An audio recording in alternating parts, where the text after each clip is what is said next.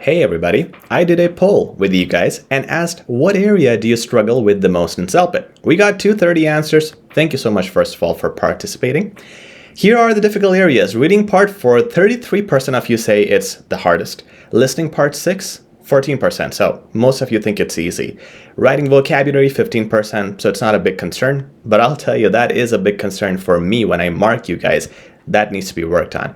However, 37% of you all said speaking 90-second questions, the two 90-second questions, are the hardest, and I wholeheartedly agree with you guys. Speaking 90-second questions can make or destroy your mark in the exam. So in this video, we're going to tackle exactly that. We're going to look at this question. This is one of the two 90-second questions, and we're going to look at how we can answer this to get a perfect 12 out of 12. I'll show you how you can follow the steps to do that with a sample answer. The question is, do you think cell phone usage for children should be limited? Explain your reasons. Now, I'm going to start by showing you right away a 12 out of 12 answer, which is free of all mistakes and full of advanced words, phrases, and vocabulary. This answer is positive, so it supports cell phone usage. And then once we look at this, we'll look at a very detailed breakdown of it, breaking down exactly how we have used the words and phrases, so you know at home how you should practice exactly a 12 out of 12 answer. These are 30 answers I have on file for speaking, and I have 30 sample writing answers as well, plus 5 mock tests, plus a free assessment session with a live tutor that'll tell you your level in the exam right now. Check out this product. It's called the CELPIP Upgrade Package. In the description, you'll find it under the products. Now, I'm going to start with the answer. Let's check out what a 12 out of 12 answer really looks like. Granting the privilege of using cell phones for minors raises many eyebrows, and rightfully so. Nonetheless, I believe it's unnecessary, since cell phones guarantee a more productive and successful youth. Firstly, it's all about an edge. The new generation will have access to multiple tools, such as calculators, online research access, interpretation, and multimedia content, which quite simply puts them in the forefront of education compared to millennials, boomers, and all other generations combined. Cell phones are educational marvels. Secondly, why grumble over a little entertainment? If children can play games or watch jovial videos online, let them have at it. They are kids, for heaven's sake.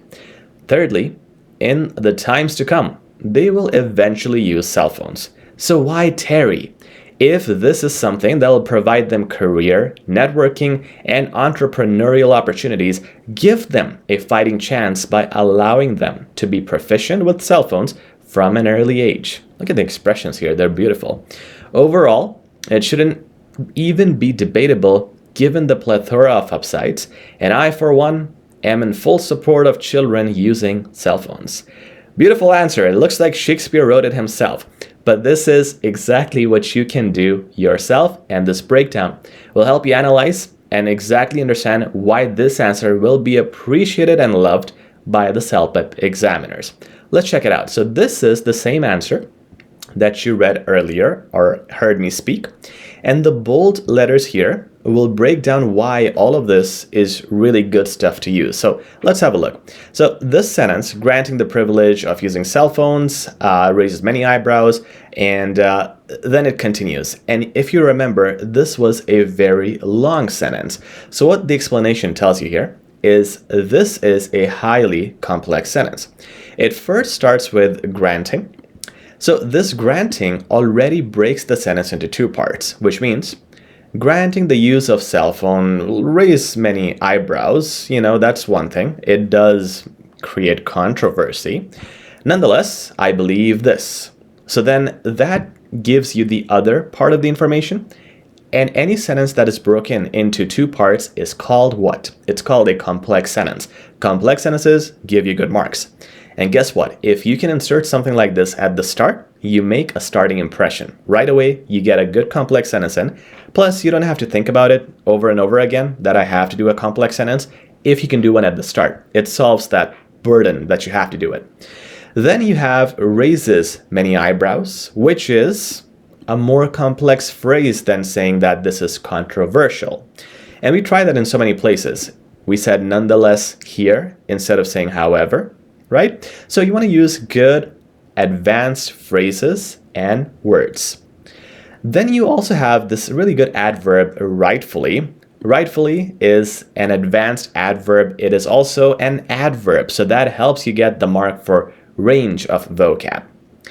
All right, then you have three nicely placed adjectives: unnecessary, productive, and successful. So we got unnecessary here, productive here, and successful here. The more adjectives you use, the better. And I know this looks like too much right now, but you just have to do one thing at a time at home. Don't work on everything right away. Work on adjectives first, then adverbs, then advanced sentences. Slowly and gradually you put them all together. You can't jump from 7 points to 12 points. Jump from 7 to 8, 8 to 9. At the end, 12 will look like this. Let's keep going. The explanation then says, minors, I could have said young kids, right? But I said minors. Privilege, again, I could use a basic word, but using advanced words will help you because there's a whole mark for vocabulary. So you're hitting a lot of great points at the very start. Let's keep going. Firstly, and this is also a good connector, it starts off your description nicely. It's all about an edge. The new generation will have access to multiple tools such as this, and this, which quite simply, and the sentence was quite simply, puts them in the forefront of education, but simply is a good adverb placement. And if you put quite simply, you're saying an adjective followed by an adverb. So quite simply is an adjective-adverb combination, and something similar would be awfully nice, awfully beautiful, greatly generous. These kinds of combinations add even more range and depth to your vocabulary. So it's good advanced phrasing. Then you have puts them in the forefront of education. Again, good phrase, right? And these kinds of phrases you can learn. And next time you might not need forefront of education. You can say forefront of the economy, forefront of politics, forefront of our future generations' needs. And that's how you can copy advanced phrases in multiple areas. That's why these samples are highly useful. Again, you'll find them in the description. Compared to millennials, boomers, and all other generations combined, and here we're providing realistic terms, which is always a good idea, helps you defend your descriptions more. Now we have cell phones and our educational marvels. Again, complex, advanced, fancy vocabulary. And secondly, why grumble? Again, fancy vocabulary over a little entertainment. Now, adding a question here, like my question was, why grumble over a little entertainment? Adding a question like this here gives a good change of tone. We need changes of tone. We need a variety of expressions. You literally have in the marking scheme, I think at least 2 places where the examiner tells you we want a broad range and a variety of expressions. And adding a question here does that. It also can be done in other speaking tasks where suitable. If children can play games or watch jovial videos, I mean, you can say fun videos, but you say jovial, get more marks for fancy vocab. Let them have at it. It's a good and unique advanced idiomatic expression to say, let them have at it. They are kids, for heaven's sake. Again, more emphasis, and we're getting assertive, which is good for part 7 speaking because this is a debate. So feel free to be passionate. Thirdly, in the times to come, it's better phrasing than you just saying in future. Okay, so in the times to come, good word, good phrase to remember because you can use it in so many times, so many places for writing and speaking when you're talking about the future. They will eventually, adverb, good range whenever you use adverbs. Use cell phones, so why tarry? Tarry means why delay? So again, good word choice. You could say why delay, but why tarry gives you more marks. If this is something that will provide them career, networking, and entrepreneurial, so good adjective use, entrepreneurial opportunities, give them a fighting chance. Fighting chance, good idiomatic expression. Remember, in CELPIP, we don't want to use idioms, we want to use idiomatic expressions. By allowing them to be proficient, again, a good adjective. Now you finish with overall, good word for flow, good connectors.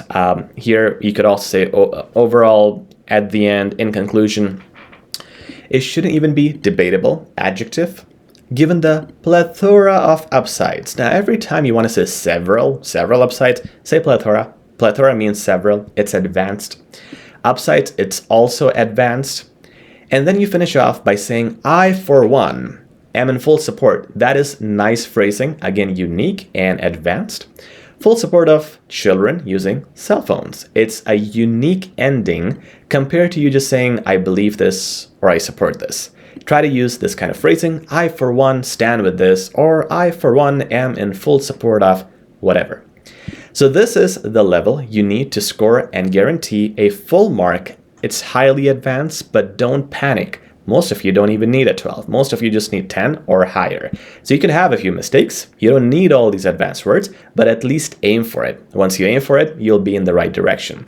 Guys, if you like this video, please like, share, and subscribe. Really helps me and the algorithm.